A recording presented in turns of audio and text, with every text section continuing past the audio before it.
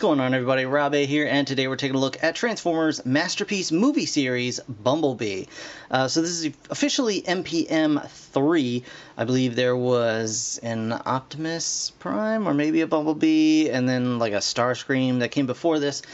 Those were just repaints of previously released figures. This, however, is a brand new Masterpiece figure, scaled more or less to the current Masterpiece line. So as you can see, they started with Bumblebee celebrating the 10th anniversary of the live-action Transformers films. So we do have a licensed Chevy here. So that's pretty cool. And of course you can see Bumblebee's, he's supposed to represent how he looked in the first movie, so he's not going to be like, you know, Age of Extinction or Last Night or any one of those guys. He's supposed to be just straight up old, you know, Camaro Bumblebee. So there you go. Right off the bat, I have heard tales that this guy is not entirely accurate to that, and I can kind of see that as well. That the car design is more of a stock Camaro from 2007 and not the custom that was actually in the film. You can even tell right off the bat with these rear view mirrors. He had much thinner rear mirrors there, or side mirrors rather. And of course, he looks, at least in this image, a much brighter yellow than he did in the films. But, you know, we'll see what happens when we get him in hand. On the back, you can see we've got some nice images of the robot mode here, as well as the vehicle mode. We can see some of the features: flip-down battle mask, articulated hands, and a removable Stinger blaster. So that's pretty cool. On the top, 10 years. On the side, more pictures. On the other side, more pictures. There you go. This feels like a nice full box. I don't know what's in here. I thought it was just the figure, but oh, you know what? That may be due to the fact that I believe there is die cast in this figure, which I guess is cool. I'm not really that you know, rah die cast, so whatever. We'll actually see how he looks in hand right now. Okay, guys. So here we have Masterpiece MPM 3 Bumblebee in vehicle mode, and you know, it's fairly nice. It does tend to get the wheels a little out of alignment fairly often, and the panels don't quite always line up.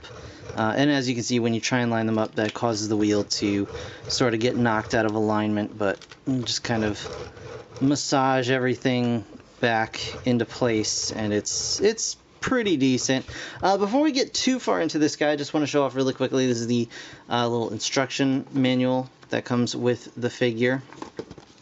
It is in Japanese, which is fine. The pictures are easy enough to follow, and the transformation is not nearly as difficult as I kind of feared that it would be. I was afraid this was going to be just a complete mess, considering, you know, it's got to be movie accurate in both vehicle and robot mode. But you can see underneath there, the robot mode pretty much crunched up. Not too much craziness going on with the transformation. Also in the box was this one accessory, which is not for this guy, but I got this golden Prime shield thing. I was not anticipating this. I don't know why it came in the package. I guess it's some sort of special promotional thing. But anyway, I got that. I don't know if you will or not, so you know, take that with a grain of salt. There you go. But anyway, here is Bumblebee, and as I said, you've got the robot mode underneath here. And yes, the yellow is very much a brighter yellow, more of a, you know, like a sunflower yellow than an orangey sort of yellow. But they do have this very nice, very subtle kind of metallic flake in the paint, so it's got a nice shine to it. I do just wish that it had a little bit more orange in it. And yeah, the side mirrors are definitely a little too wide. They should be more narrow and a little bit longer. But again, these are nitpicks. It's not that big a deal. Got the little I guess, I don't know what you call that, gills on the side. I don't know cars, guys. I'm sorry. Yeah, so there are subtle differences between this and the actual Bumblebee from the film. It's got nice clear headlights, which is pretty cool. Molded in there, just clear headlights. And that's pretty much it. I know these wheels should be, I think, like chrome rather than this gunmetal that they are, but again, just nitpicks. And you've got some nice paintwork on the back as well. Mine's a little bit sloppy on the back lights, which is kind of a bummer, but you get that license plate there. And then you can see these parts of the feet, which are indeed die-cast metal, so you got that going on. So pretty cool. You can also see underneath that the cannon for the robot mode is just plugged into the underside of the car. So that's pretty cool. Nice option for storage there. It does stick out the bottom a little bit, but you can, of course, just remove that and then have a more clean-looking car mode. But for now, it definitely works to get the accessory kind of out of the way and keep everything neat and tidy. And when it's on the ground or whatever, you don't notice it at all. And it does not interfere. This is just the car mode being a little bit warped. It is not the accessory on the bottom causing that front wheel to not roll. Because on this side, it rolls just fine. There's no scraping or anything. It's just that slightly wonky front wheel here that's causing that problem. So there you go. Quick size comparison with another Masterpiece car. We have Blue Streak here, and you can see Bumblebee is a bit longer, he is a bit wider, but overall I think they look pretty nice together as like a new car and an older kind of sports car. So that's pretty neat. So let's go ahead and get this guy transformed to robot mode. Now, like I said, transformation is really not that difficult. It is pretty easy to figure out, even if you've never done it before. I managed to do it without using the instructions the first time, so it just shouldn't be too difficult if an idiot like me can figure out. So first of all, you want to take the cannon and just put that off to the side. That's fine. And then we want to go ahead and open up the doors here on the side, and then it's going to take this whole back panel off with it as well. And you want to move this forward just like that. The instructions have you putting it down like that, but I find that that's just going to get in the way. So I mean, it's just let it move however it wants to, basically, is the thing. So you just unhook those and just swing that around just like that. Alright, next up we're going to take the front quarters of the car, and these are going to come out and go forward just like that, and do that on both sides. So you end up with basically what is going to be Bumblebee's chest already set there. Next up, we want to take the robot arms and just pull these out. It helps to try and get them like at the elbows, which are back here, and then just kind of bend the elbows a little bit and just pull them out just like that. And now, so you want to move these out of the way a little bit here. We're going to actually grab the whole wheel section and just swing it back just like this and get that all the way, because we're going to take the arms completely out and rotate those panels that they are on up just like that. So you can already see Bumblebee kind of coming together here. I mean, it is sort of a mess of of yellow and black and stuff, but you guys get the idea. So we're going to take this windshield now and pull the windshield up and actually flip it over just like that. And then we're going to go ahead at the back of the car, we're going to split the rear end and then flip this back piece up like so, flip this piece in like that, and then this whole piece is also going to come in like this, and basically just crunch this all up into a little mound of windshield and car hood. or car top. Alright, so now we're going to go ahead and flip this piece around. That's going to reveal Bumblebee's actual robot head. And just make sure you mush this down so that it's laying flat like that, okay? And here you can kind of get an idea of Bumblebee's really nice light piping he's got. And it's inobtrusive too, because you can barely tell that there's clear plastic back there, because he does have painted plastic all around it, and it's just these little tiny bits, but they do serve to actually get a decent amount of light through those eyes, just enough to make them very expressive. And he has really, really nice paintwork all over his head there. You can also now grab these little bits and kind of flip them out however you like. The first time it was rather difficult for me to actually get my fingers in there and get these out, but you can just turn Bumblebee's head from side to side and that'll like push those out of the way pretty well. So get those, kind of position them however makes you happy, and there you go. You've got basically Bumblebee's upper half mostly done. So what we're going to do now is we're going to come around here and we are going to go ahead and grab this whole pile of stuff, and we're going to swing it around. Get these out of the way totally. We're going to swing this around and underneath like this, and it's actually going to go inside Bumblebee's chest cavity. So it's not going to be on his back. He doesn't have a big backpack like this. It's just going to be this in his chest cavity. We're going to take this die-cast rod here. We're going to come up here, and there is a slot and a tab right here. Just going to make sure those two things get plugged together. Let me just adjust stuff here. Come on, Bumblebee. There we go. So yeah, anyway, it looks like it's inadvertently tabbed together now, so that's good. Alright. And then we're going to accordion the whole thing together. So this is going to come down here, like so.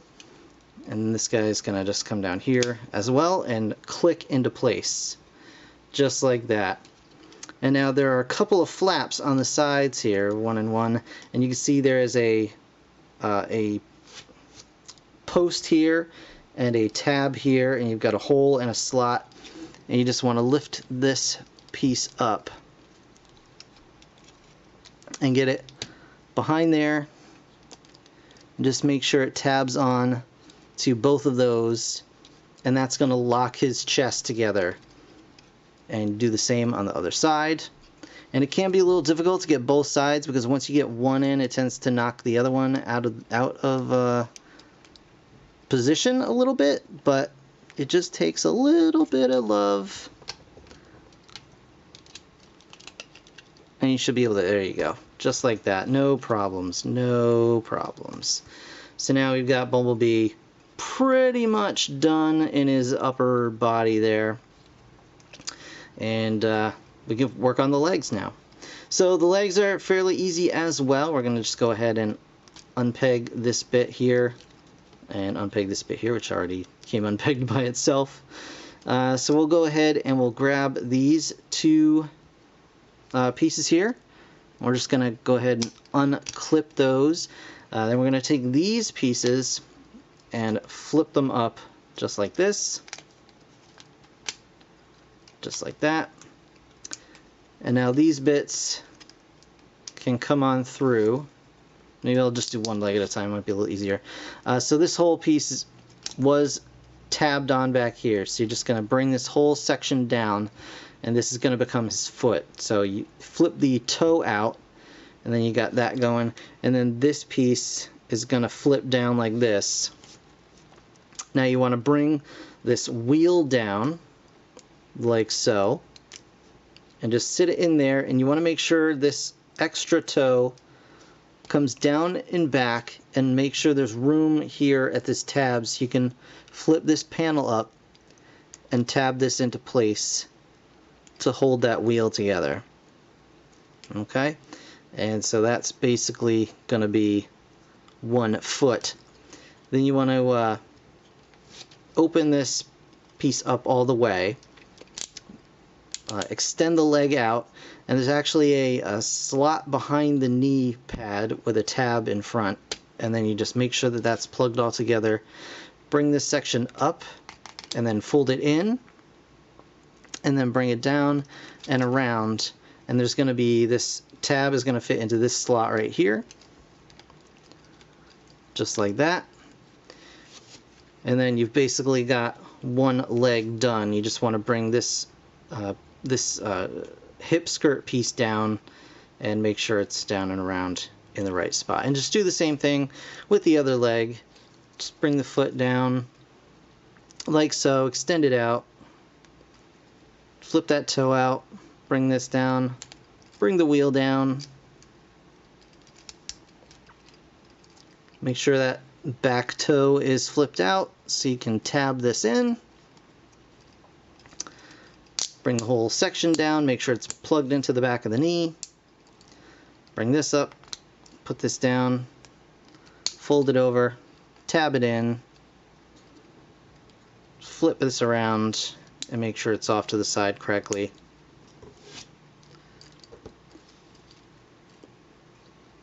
And then you should have a mostly complete Bumblebee. It's just requiring a little bit more loving. So we're going to just come around to the back here, and we're just going to go ahead and position his back wing pack here, which is fine. It's just going to kind of sit there. You just want to come around to the back and grab these back panels and then plug them into the doors like so. Those are going to form his back wings. And now you just want to come around here to the front and open up these arm panels, and that's going to reveal his hands behind here. Just flip those hands out, and then you can replace the arm panels like that. And then you can adjust his hands however you like. And you can do that on both sides. He does have hands on both sides. But we're going to leave, well, yeah, we'll just flip this out, don't worry. There you go. So now you've got Bumblebee in his robot mode. Alright guys, so now that you have Bumblebee in robot mode, let's take a look at him. And he's actually very, very impressive. Really nice job they did here. You can see the head sculpt. The arms are all very nicely sculpted. He's got lots of details even underneath his armor panels. He's got nice articulation as well.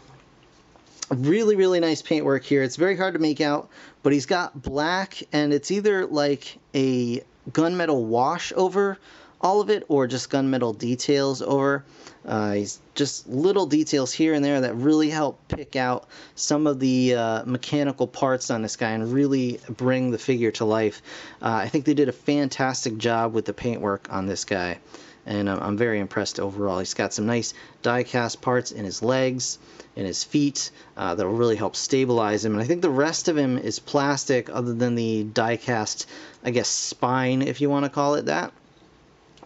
He does have a peg back here in his robot mode, so you can put him in flight poses if that floats your boat. So articulation, he's got, his head is not on a ball joint, it is on a swivel, and then you can raise the head up and lower it a fair amount. So he does get kind of weird looking facial positions depending on where you turn his head. But for the most part, I mean, it looks fine. It's not a big problem, honestly. Nice arm articulation. You can raise the arms up pretty far. You rotate it all the way around, of course.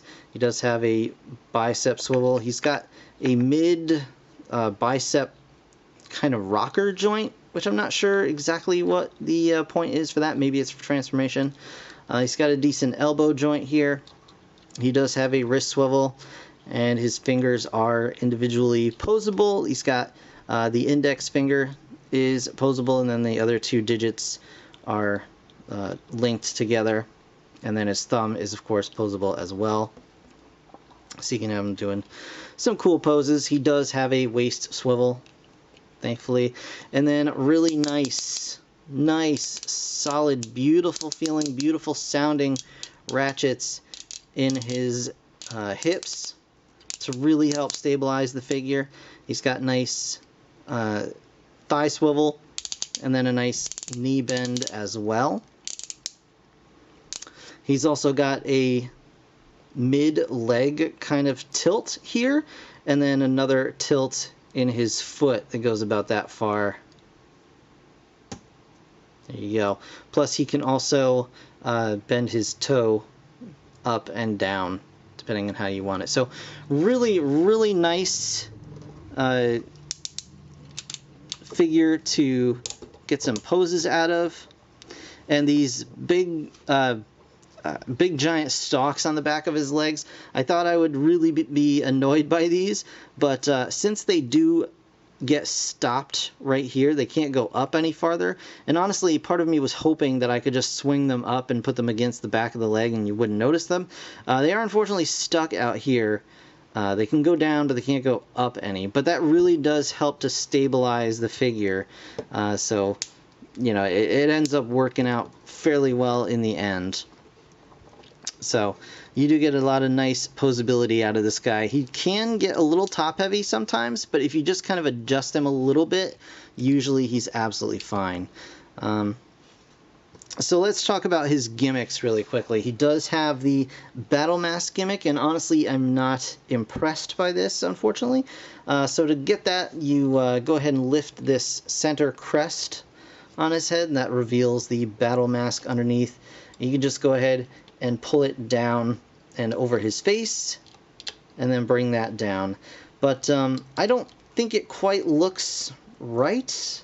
I mean, maybe it's just me, but there's just something about it that seems off, and it doesn't lock in any meaningful way, so it gets kind of knocked out of off center pretty easily. So I'm not a huge fan of the battle mask, honestly.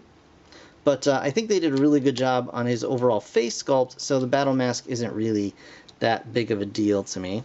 He also does have his arm cannon, which you can access by just going ahead and flip his hand back into his arm. Maybe I'm doing it wrong. No, I'm not doing it wrong. It was just a little tight. And you just take the arm cannon, and you just fold it in half like that. And then there is a couple of slots here on the top of the arm cannon. Just make sure those are over the top of the slots in his wrist area. And then you can bring this down and just lock that all into place. And then he's got his stinger cannon ready to go. And you can, of course, also take the stinger cannon off and plug it into the port on his back if you just want to store it in his robot mode and don't want to have it out. So you do have that option as well. Let's just put it on his hand for now.